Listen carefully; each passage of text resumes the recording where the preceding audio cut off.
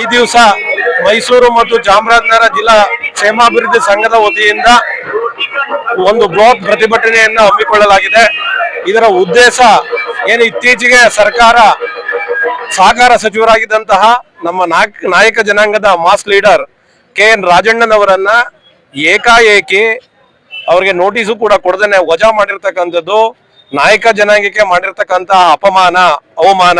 ಹಾಗಾಗಿ ಇದನ್ನ ಖಂಡಿಸಿ ಇವತ್ತು ಬೃಹತ್ ಪ್ರತಿಭಟನೆಯನ್ನ ಹಮ್ಮಿಕೊಳ್ಳಲಾಗಿದೆ. ಹಾಗಾಗಿ ಈ ಒಂದು ಪ್ರತಿಭಟನೆಗೆ ಮೈಸೂರು ಚಾಮರಾಜನಗರ ಭಾಗದ ವಿವಿಧ ತಾಲೂಕುಗಳಿಂದ ಎಲ್ಲ ನಮ್ಮ ಸಮಾಜದ ಬಂಧುಗಳು ಸ್ವಯಂ ಪ್ರೇರಿತರಾಗಿ ಇವತ್ತು ಪ್ರತಿಭಟನೆಗೆ ಬಂದಿದ್ದಾರೆ. ಈ ಮತ್ತೆ ಸರ್ಕಾರ ಸಿದ್ದರಾಮಯ್ಯ ಸಾಹೇಬರು ಮತ್ತು DK ಶಿವಕುಮಾರ್ ಸಾಹೇಬರು ಹೈಕಮಾಂಡ್ಗೆ